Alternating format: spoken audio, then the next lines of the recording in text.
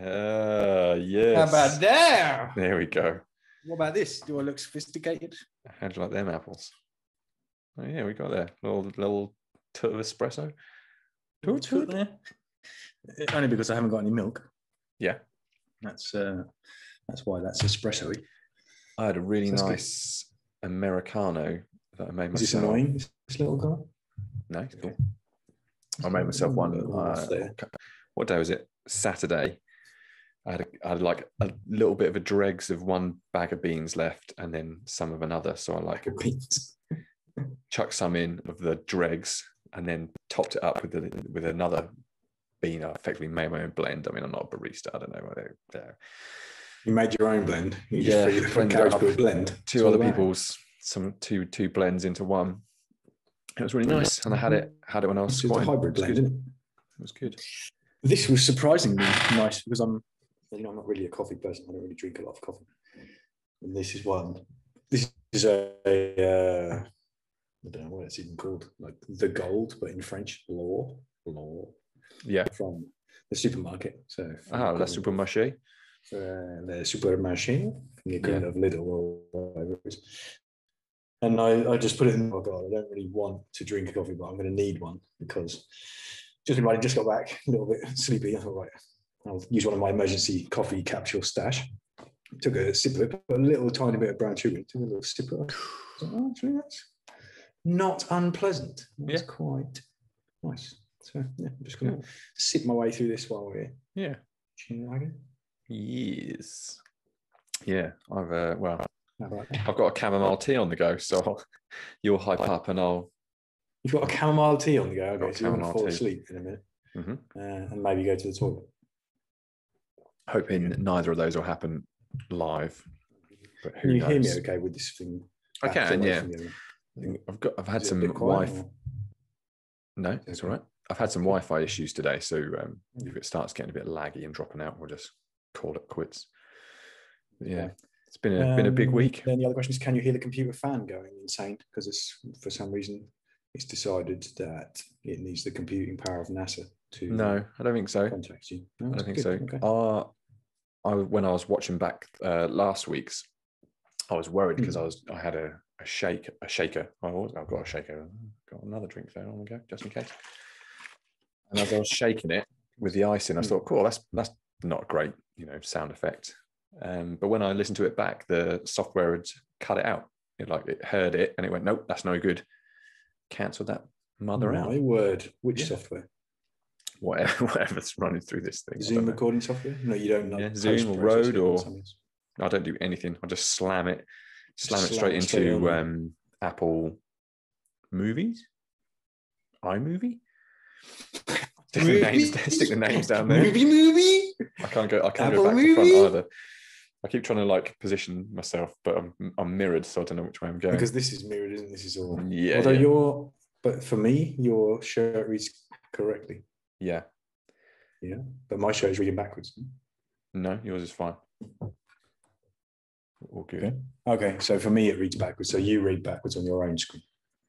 No, I read forwards. This is why it's so confusing when I try and remove my hair out of my face. I poke myself in the eye. It's quite confusing. Okay. Yeah, it is.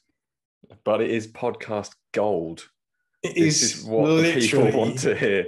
Solid gold. This is like rocking horse shit. You don't get this kind of sick content anywhere else. This is the sickest content you Speaking will of find. sick content, I've finally done the presenting to camera on the reverse hyper today. So now I've got all the footage to stick into iMovies and make some sort of video of it. Which is going to blow up the internet because there's probably only 1 or 2,000 other reviews available. There's only several hundred reviews of that, but none that have been done in Bradwell in Norfolk by me. None have got my my extensive reverse hyper experience commentary over the top. But yeah, so I got that done. I've got a week off coming up, and it's time to get some stuff done. So that was on the list. And what is your USP for this? Why should people listening to your experience of this Rogue reverse hyper? I'm just like you guys watching. Exactly. Yeah.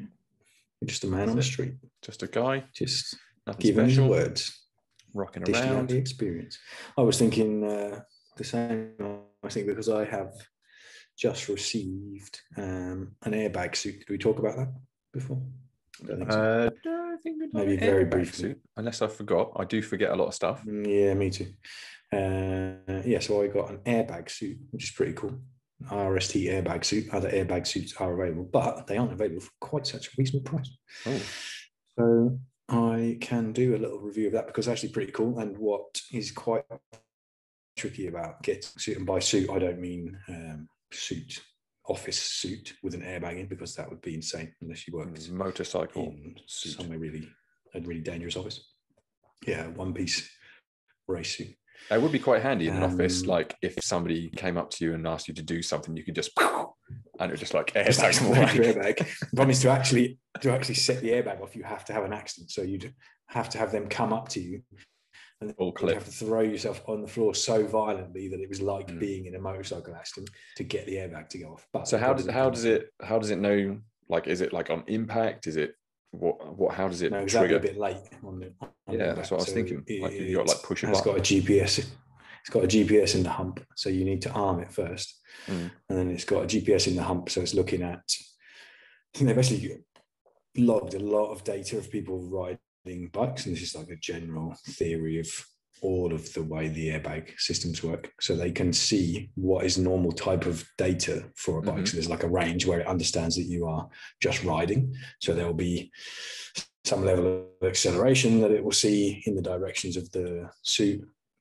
So when you're cornering, it does something. When you're braking, it does something. When you're accelerating, it does something. When you're stopped, it does something. Some sort of signals. And then when you have an accident, those signals change so quickly. We might even be able to get someone, because like the gyroscope is now upside down. Yeah, so exactly, it changes so in such a way that it can tell that you've crashed. Like all of a sudden the acceleration goes from being a hard axle to stopped, or all of a sudden the accelerations show that you're now pointing in the other direction or something like that. Imagine if the widget inside of it just had a little malfunction and you were just riding along quite happily and it just went pop. Yeah, and it just that. Yeah. I'd be nervous about that. And I'd also be nervous about, did I turn it on? That's the issue with this one, is that you can't see if it's on. So it's tucked inside. And there's a couple of other brands that do it. Alpine Stars do one and Dionysus do one, who came out with them first, I think. But this one is a British company. And they have like an LED on the arm, so you can see if it's armed. But this one, I don't think it does. I think you have to physically open the back of the suit and it's inside.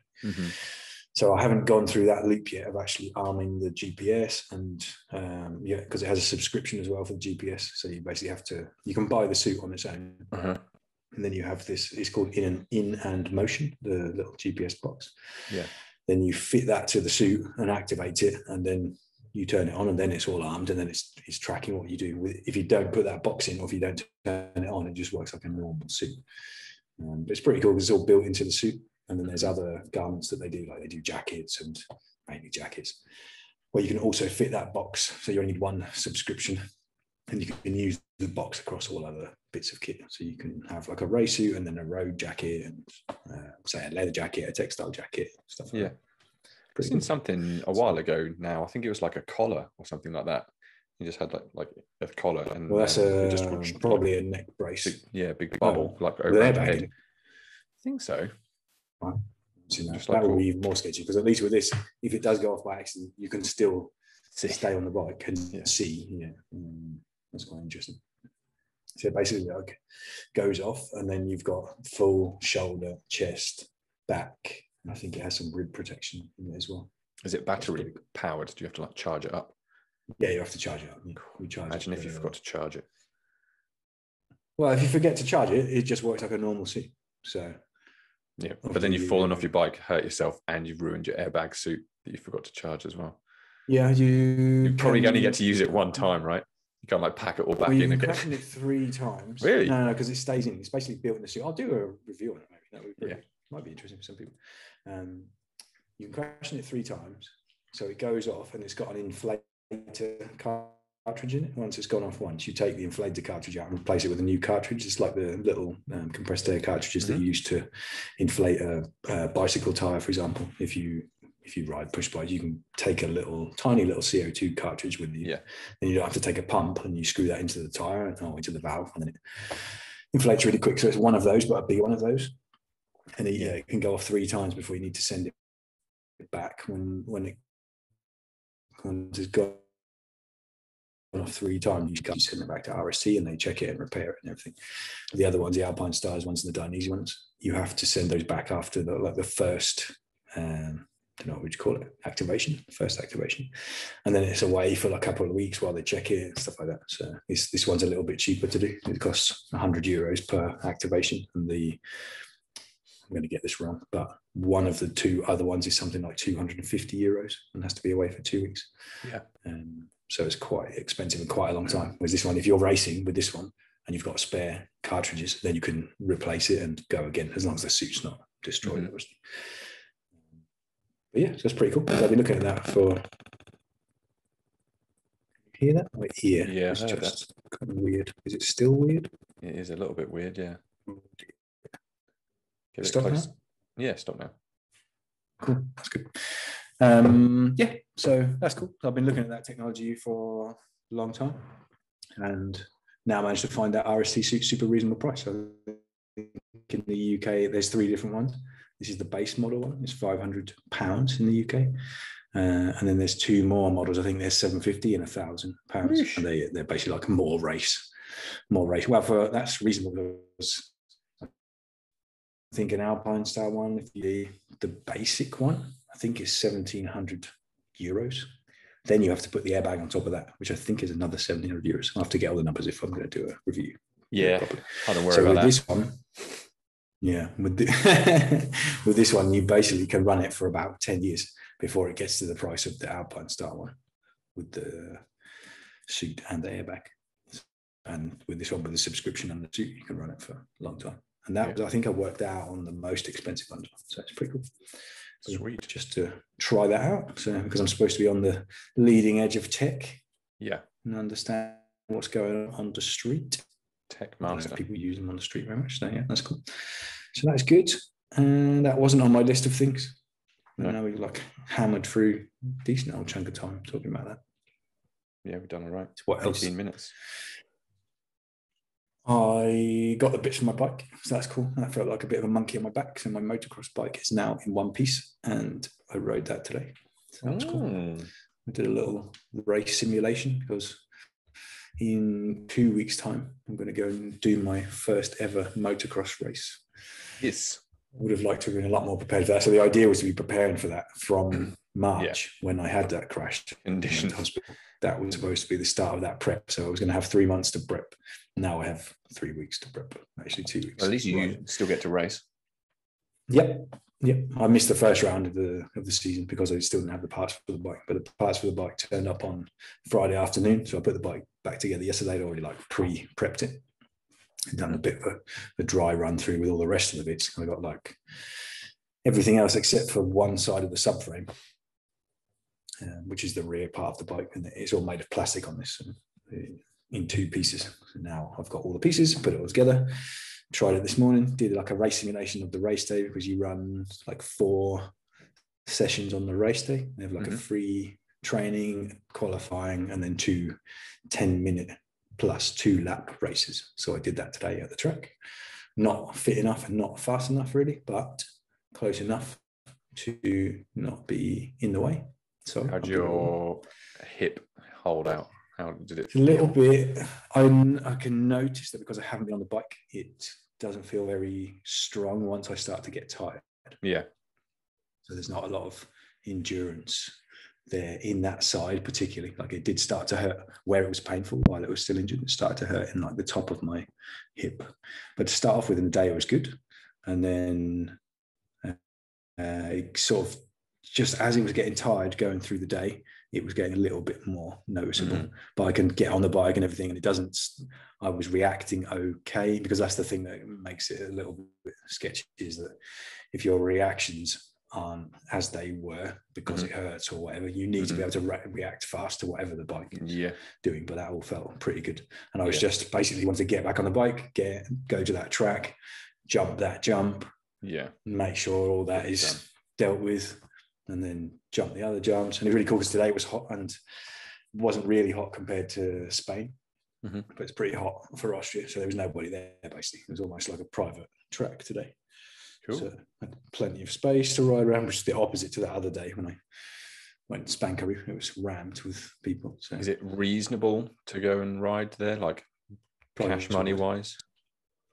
It's that particular track is more expensive than most. It's more expensive than Spain. It's also more expensive than the local tracks, but it's still pretty reasonable. No.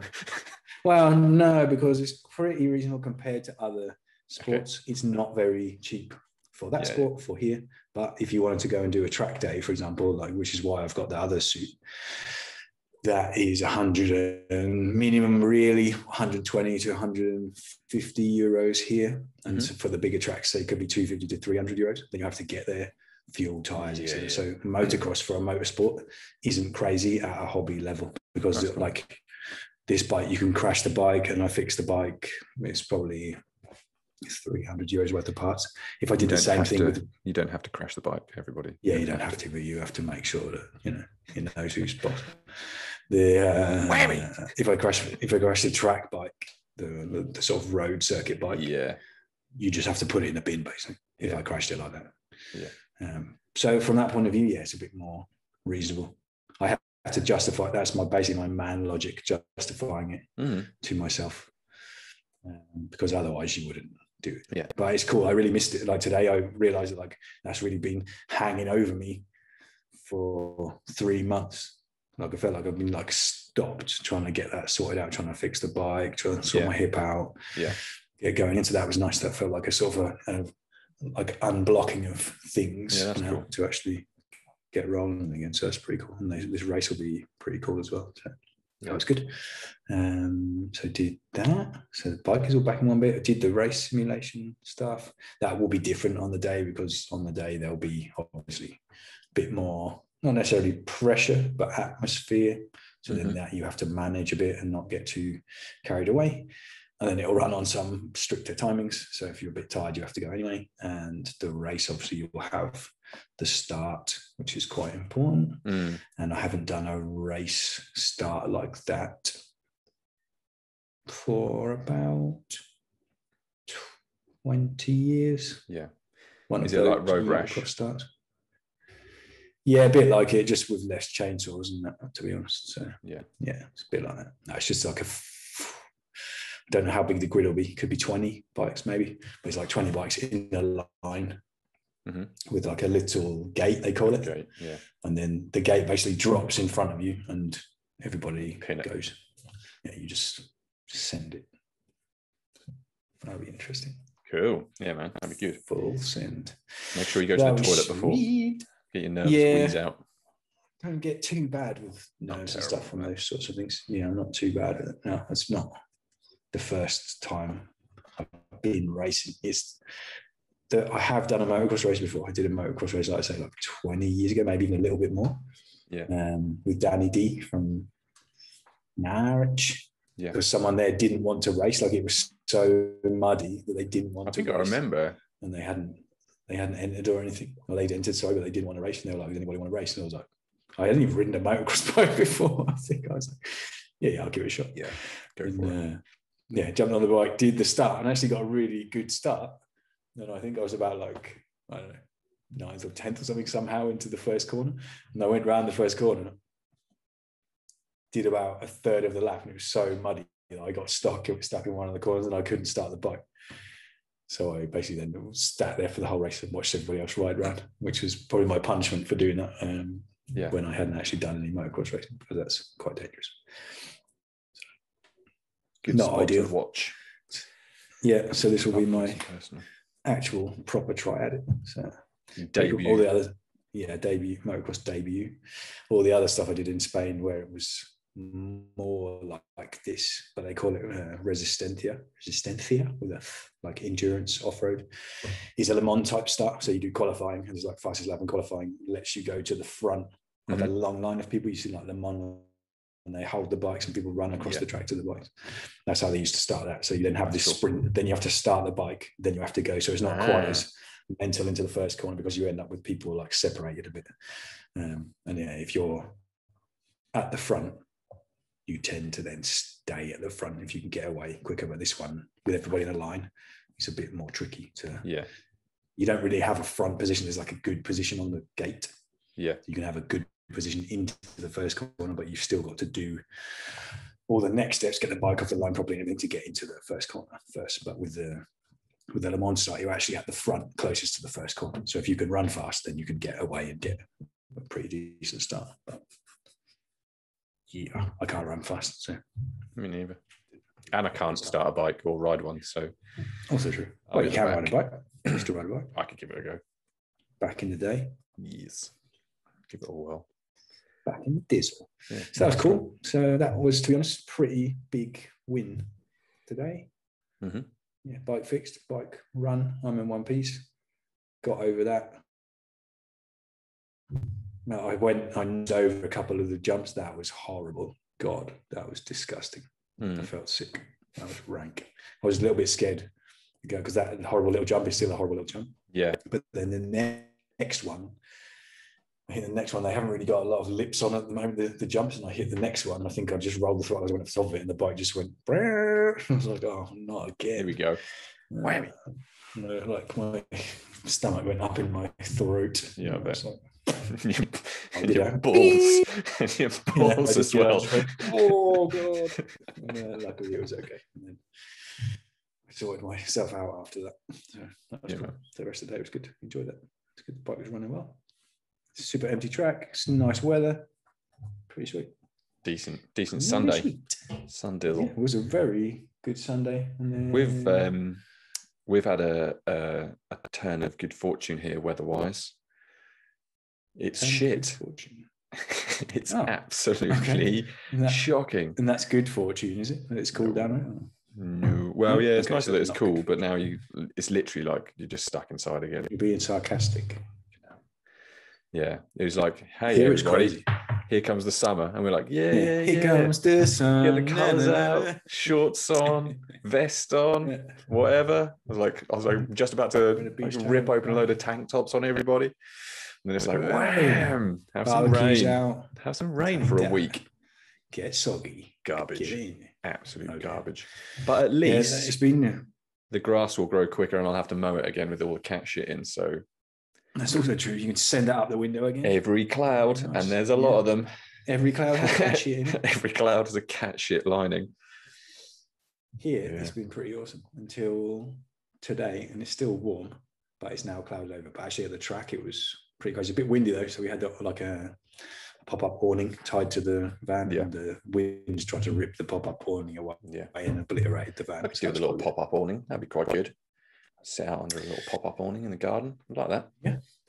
I can send you a link to one of those if you want. They're quite reasonably priced. Hit me. I've got a big link me up. Okay. I've got a big gazebo thing, which you have to like, it's just like poles that you push together, and it just takes forever and it's awful.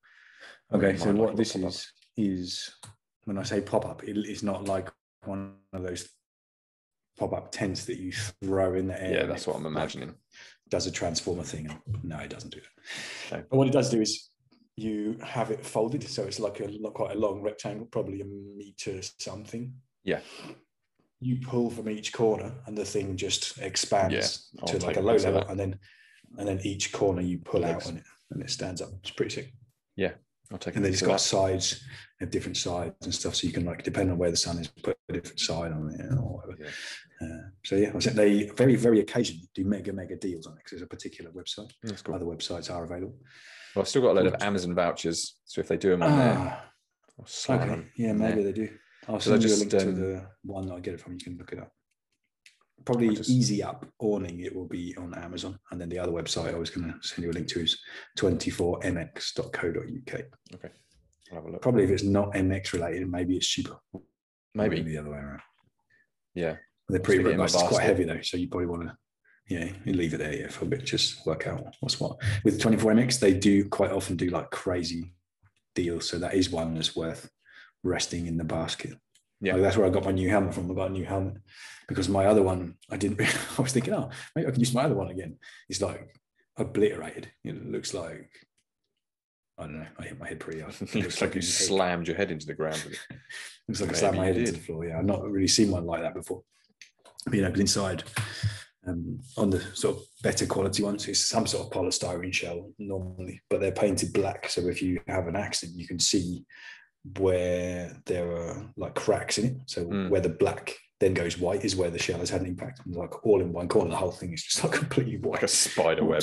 Yeah, covered in whipped cream. And it doesn't, like the shell doesn't fit inside the outer bit anymore. I was like, because I was thinking, maybe I'll use it for push bike or something. Like not using that for anything. That's good wax. I've got a new one. I got a new Suomi. I use Suomi now for a long time, protecting my Swede. Shout out to Suomi.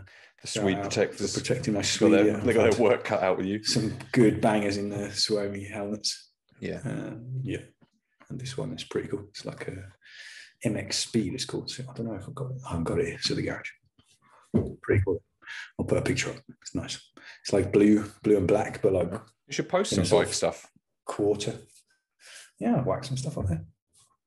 Get out there. Garage Built Racing. See if run a little team maybe as well.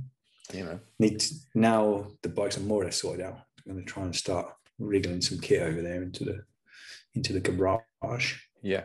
Training out of there. I've been running on for a bit. What's going on with you? Yeah. I was going to say, when you shut the fuck up, let me say something. What you got to say then? I had my big week. I didn't know. I had my big redo week of training week, which went pretty well. And that's over with now. So I'm on a rest day today, which is sorely needed because I feel like I've been slammed about a bit. Feel like you've done a cycle twice in a row? I do. I feel like I've done the exact same thing twice. But I did squeeze out a few more reps. So was it worth it? All right. Maybe. What is interesting is then that meant you were that strong anyway, didn't it? So yeah, could have just trusted yourself now. Now you know. The thing is to not train like a moron. If you're going to deadlift, then don't do power cleans in the morning. That's the takeaway for me. So, I might have mentioned it a couple of times. I don't know, but well, now you know. Now you learn the lesson for yourself. A lot of stuff. It's like it's like Charlie Brown's teacher and Snoopy sometimes. Wah, wah, wah, wah, wah, wah, wah. Motocross. Wah, wah, wah, wah, wah. Stop training like a fucking idiot. Wah, wah, wah. Get that all blended together, and it's like motocross not really interested in this bit. Yeah. Nah. So that was good. So I got the 178 up for 3. That was really nice. And then the 140 assistance moved pretty good on that. Double overhand bangers. That was good. Got a 104 kilo bench for 3, which I think is probably like, I don't know if I've done that before, but it felt decent. A little bit grindy on the end. Overhead press is absolute garbage still. So I'll probably have to reduce that down and just carry on with the rest of it. And then squats felt like death.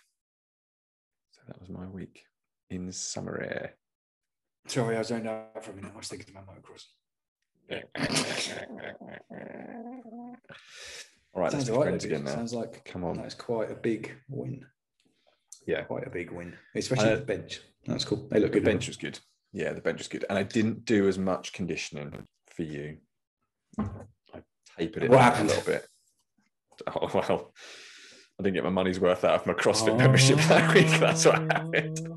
What happened. It depends what's the important thing.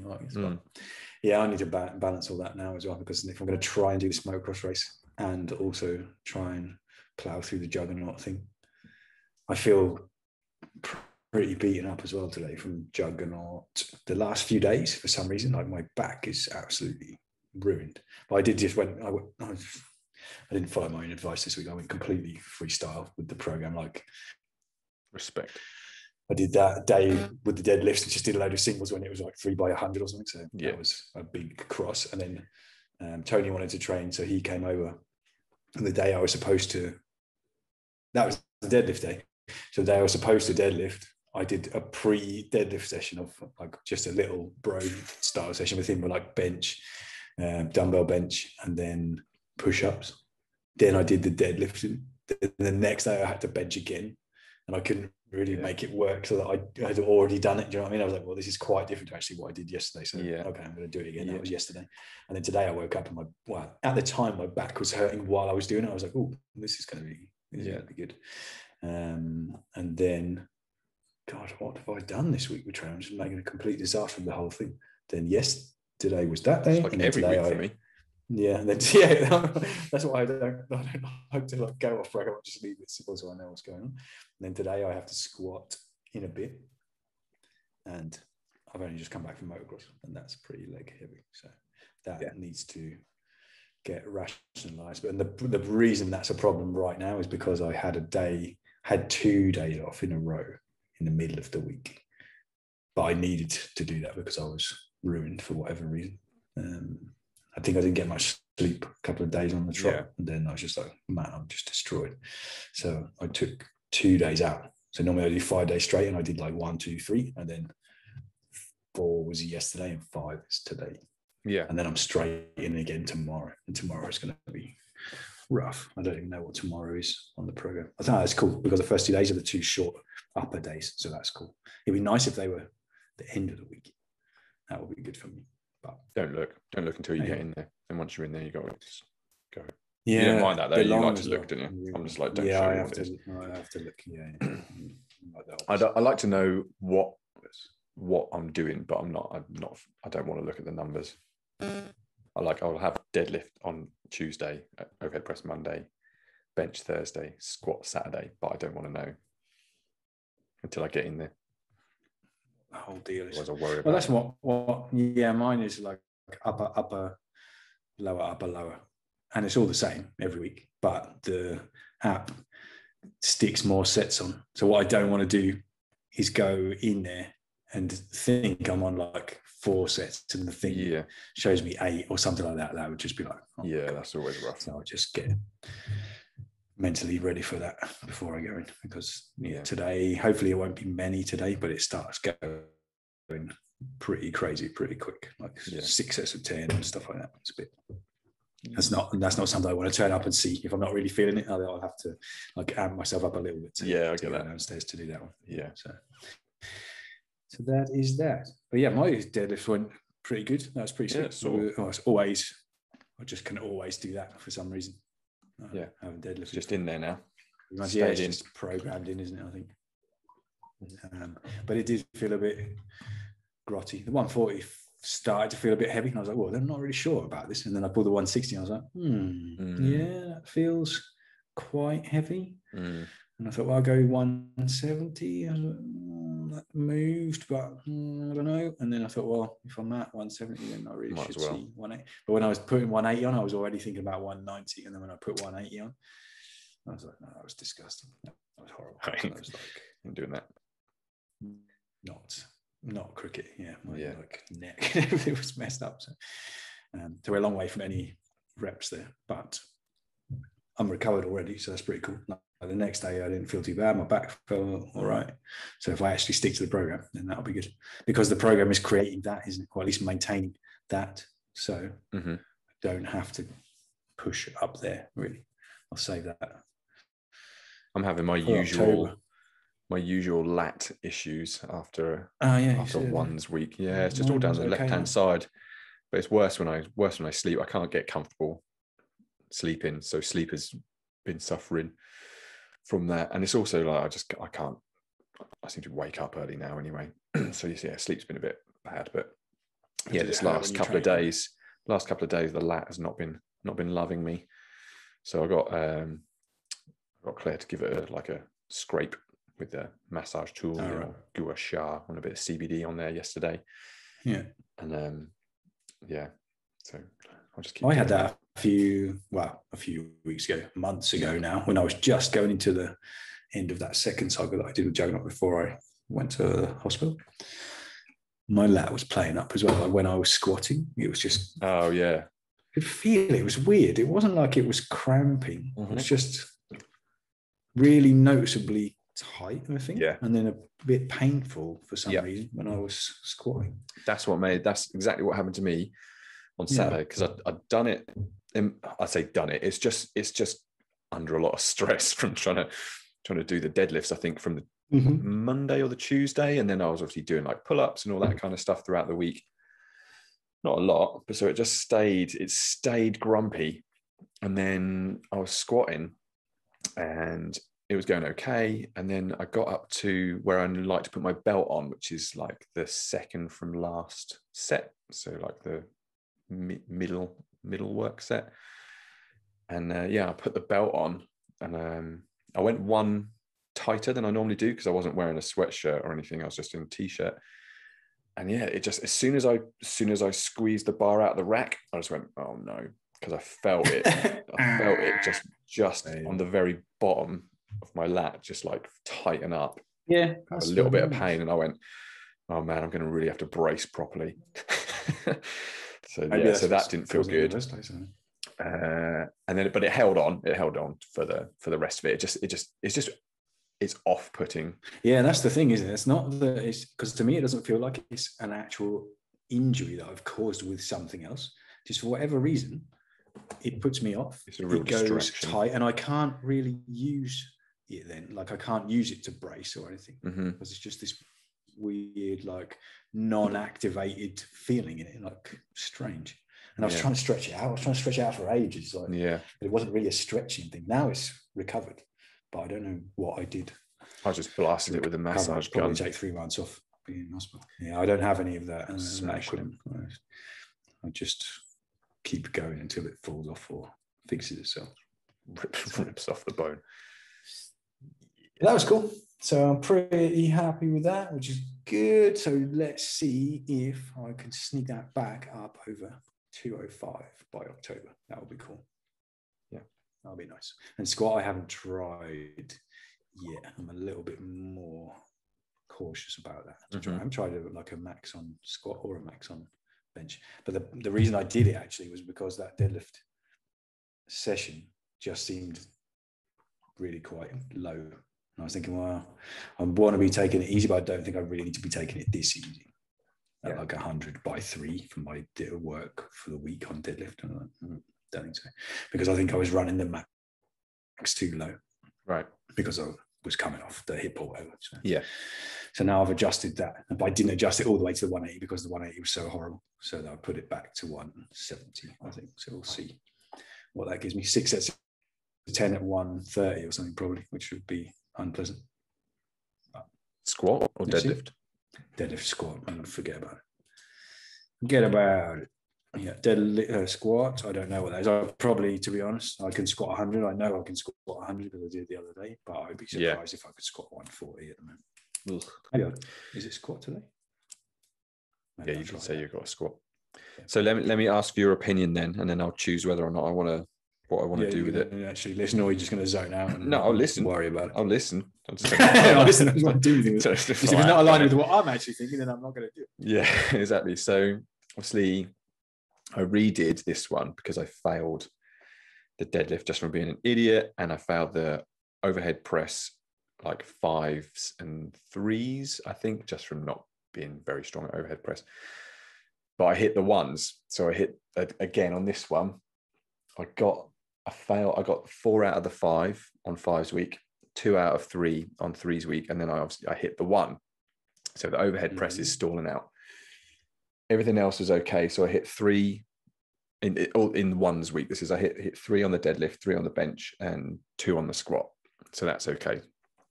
So the question is, do I reset the whole lot and just like start with new maxes again and go again, or do I carry on with deadlift, bench, and squat as it is, current numbers, just click over to the next cycle, but reduce the overhead press numbers or have it so it does that same session again?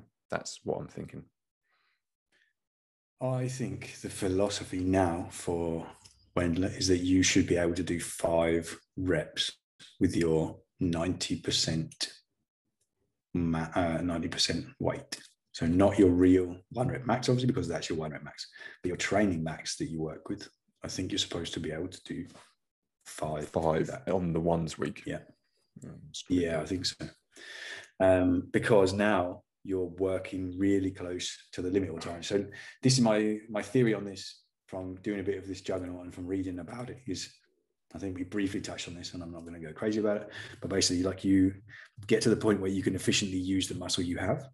Mm-hmm. And that's when you're running this like low rep range and you're just about making your sort of 3s and your 1s. Yeah. You're basically using the muscle you have. Yeah. And then to increase strength, you do some more volume work to build some more muscle, and then you teach your body how to use that efficiently with some lower rep stuff. So I would say, especially for the overhead press, problem for me is like, if you bring that down, do you then end up with much more volume? Probably, because you are going to be able to do more reps, aren't you? But are you quickly going to run into the 1s again, where you're basically back at 1s? Because I think for your overhead press, you need some more volume in it, full stop. And then for the other ones, as you're quite close to the limit there already, and that probably also isn't helping you with your conditioning and stuff. What were they? You say you got 2 on bench, 2 on squat, 3 on deadlift, 3 on bench, and 2 on squat. Okay. Because I'm looking at this thinking like next, if I just click it over again, I'm going to be in the 180 deadlifts. I'm going to be in the 106 or 109 bench, and I'm going to be in the 150s on the squat, and that's like 109 bench. That's like nice. Proper maxing. Yeah, which would be nice to have a little crack at, but at the same time, I'd come back down. But if you come back down, you need to make sure that you don't just hit your 5s and 4s and like 5s and 3s and got to be doing like 20s. You need to be getting a bit more volume in there. Yeah, I'd do that. I think, because I think this is where you ended up with before, is that you got to a point where you're basically like week in, week out, hitting those like purple head singles, and it didn't really go anywhere, did it? 1, it beat you up. 2, you can't recover. 3, you're basically just working at like max strength all the time, which isn't either super useful for you. Probably more useful for you anyway is to be able, some more volume. What do they call it? It's not really strength endurance for you because they're still quite low reps on it, but I think that would help more. So I would be tempted to do that, and then you can keep rolling them on. Yeah. So reset on the new maxes for everything, you think? Yeah, and see what numbers you come up with that, because realistically, when you put that 109 on there and you have to hit, looking at that triple, but that's going to be it. And then you've got to try and recover from that 1. Yeah. And the next time you go through, if that's 1, it's like really slow. Yeah. Going. It's either resetting it now or resetting it next, like after the next one, isn't it? I think what do you get? What do you get out of the 1? And I was thinking about this the other day. I was thinking, when I hit that deadlift, this is why I was saying that the training is basically giving you the ability to do that deadlift, because when you do that like 1 rep max of deadlift, that doesn't really have that much training effect, is it? It's not like the next time you go in there after hitting that 1 rep max deadlift, then you're going to be able to hit a 190 deadlift. It doesn't work like that, does it? It's all the volume that goes in underneath that builds the strength to actually do the 1 rep max deadlift. You could go now and do a single at 104, a single at 107, and a single at 109. That's not going to have the same sort of training effect as a bunch of like heavier volume at a bit lower weight is. That's in the past I would have said, well, just keep going until you run out of it. That's the thing. Like I've now almost got and what you do with condition. I've almost got a decent set at 100 kilos for a bench. Yeah, that's like I hit a 4. Yeah. And I was like, ooh, I was going to say you get 4 or 5, and then actually it's interesting because if you get 4 or 5 there, you're not far away probably from like really, if you did like a proper session and just worked up to a 1 rep max, you might not be far away from like 115 or 120. I remember doing 6s at 100 and feeling pretty comfy there, and 6s at like 105, and then was when I hit like still a low bench in the grand scheme of things, but I hit like a 127.5 or something like that. Yeah, I was a lot heavier as well. Yeah. So that's the danger, is that I roll it on to the next one, and then I end up with a bunch of fails under my belt and feeling like shit. Yeah, I think go back. I think if you think about like the long term, game, and you've but you did quite a cautious reset a little while ago, no? Quite a conservative reset. Yeah, and even then, I wasn't going crazy in like the AMRAPs either. I was like, well, I'm just going to cap it off 10 because I don't want to be like smash myself a bit. So I'll cap it at 10 and just keep going and going and going. Yeah, and that's where you win, isn't it? Like if you're going through now, and then you hit 109 for one next time. Is the realistic outcome of that, isn't it? 109 for one next time on the bench, and then the time after that is going to be like you're going to try a 113 for one or something like that, probably, which you might or might not get, but I don't think you're going to get as much benefit out of going back and getting some more reps into the lower stuff. Like imagine if you get 100 for 6 or something like that. That's probably a lot more useful in terms of training effect than the actual what I enjoy or what I get like satisfaction from is how the assistant stuff, like the first set last stuff, feels. Like I feel because like when you feel like you're actually doing the work is in that bit. Like with that deadlift, like it's the grotty bit. Like the first set last is the grotty bit. The 3 sets of 8 at the first working weight is awful, but when that starts getting up and up and up, it's like, holy shit, I'm now doing this like weight, and I wasn't even doing this for like 3 or 5, and now I'm doing 3 sets of 8. That's where I feel like I'm getting progress. I'm not, because I'm all under like my max 1 rep maxes on everything. I'm like, oh, this is a bit of shit, but actually then I'd like step away and then start doing a lot of volume at like 117 kilo squats and things like that. That's quite nice. You're under your 1 rep max for everything, but at the time you were really beaten fat. Up. And this is what's been cool about your training for a long time. Yeah, fatter. This is what you weren't like fat though, were you? This is what's been cool about your training for a while now, probably a year or more now, is apart from your knee, is that you haven't been feeling really beaten up and not wanting to train and stuff like that, because I think we just didn't get that right, did we, for a little while with you? It was like slammed. Didn't really fit with you that well, did it? I don't think the stuff that you were doing, and now it's like you've got that balance really well. That you just do that strength bit, and then you put the conditioning on the end of it with the CrossFit stuff when you get it the right way around, not like the other way. Yeah, and that works well for you. That's cool. So, like in another 6 months, probably you're probably going to go right through those 1 rep maxes. What are your 1 rep maxes, like your all time ones? You must. I reckon probably bench you might even hit now, might you? Because if you've never done a 104 for a triple? Yeah, it's pretty cool. Say and that's got to be worth. I think did you do 115 in the competition? Because we were super close in some competitions, weren't we? And I think I've definitely done 110. I don't know. You've done 110 for sure. Maybe 112 you did in one of those competitions. I think I did a 112 in one of them, and then 110. Yeah, 110 is like my all-time. 110. Okay. 200 kilo deadlift, and I haven't got a squat on here. Oh, it was a push. I think your squat was like 150. You were saying the other day, wasn't it? Yeah, the most I've ever squat was 155, and that was in here in wraps, and you were here at the time. Okay. But yeah, in a comp, that's like my own one proper first competition. I did a 140 squat, and then the rest of it was push pull. Yeah. So yeah, I didn't squat again in a competition. So 110 bench. Yeah, and a 200 kilo deadlift. But 110 bench, I think you'd get a 110 bench now. Yeah, I reckon. I think you would. But the cool thing about it is that if you know that you've got that and the training that you've done so far has brought you to that point, it doesn't always mean that if you keep doing the same thing, you're going to get the same result. But if you don't go to that point where you just completely ruin yourself trying to get the 110, you treat it as like a more of a building phase, and then you look at, I don't know, August, or if there's a competition coming up or something like that, then you can like peak there, can't you? But your stuff, it's not like you're in a peak all the time, is it? Because you have the 5s week. Mm-hmm. Yeah, I'd do that. I'd come back. It's not what I would have said in the past, probably. But I think if you think about it and like what you're actually going to get out of what you're going to do in the next 2 weeks, 3 weeks, that's the better way to do it. It's deload week coming up, so you know what that means. Yeah, but that's not bad. I have actually that's also in the new 531 stuff. Is like a 7th week, because they run over 6 weeks of normal training and then a 7th week. And in there, sometimes they do a max test. Yeah. And that's the way that they work out whether their numbers are right or not. They actually test to it. See if they can actually hit like 5 at that 90%, for example. And then you can put the numbers up. Yeah. I don't really fancy it at the minute. Yeah. No. Yeah.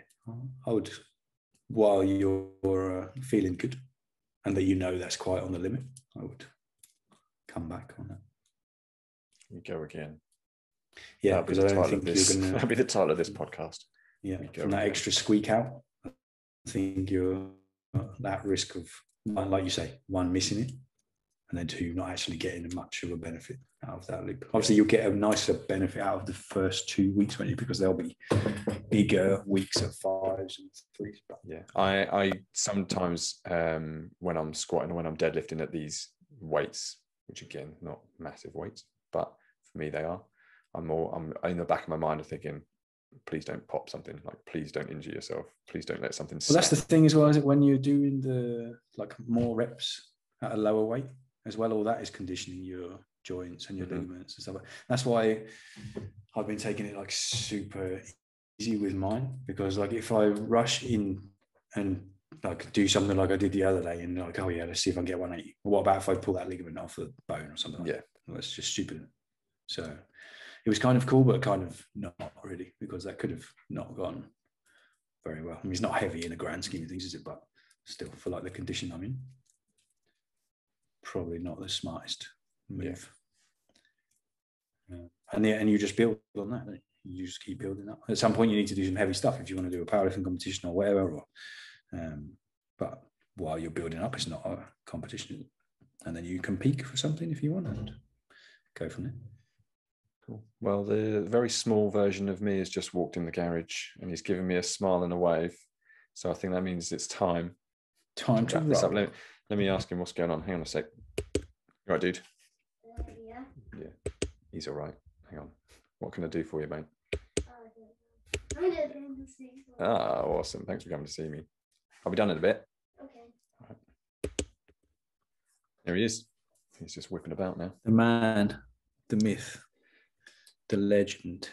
I think I'm out of topics anyway. Oh, you know what? Apparently it's the longest day today. Is it? Or tomorrow? What? 20th or 21st. Some or something. Even written it here. It's like, I can't see it. It's like longest day? Longest day. So it's all downhill from here. Wait for that. Never mind. Right, well. Let's finish this on a high. I don't know what he's up to. Oh man, I'm gonna have to go. Right, I'm gonna go enjoy that cold espresso, and it's all right. I'll catch you next time. See you later, mate. Toodle pip. Bye.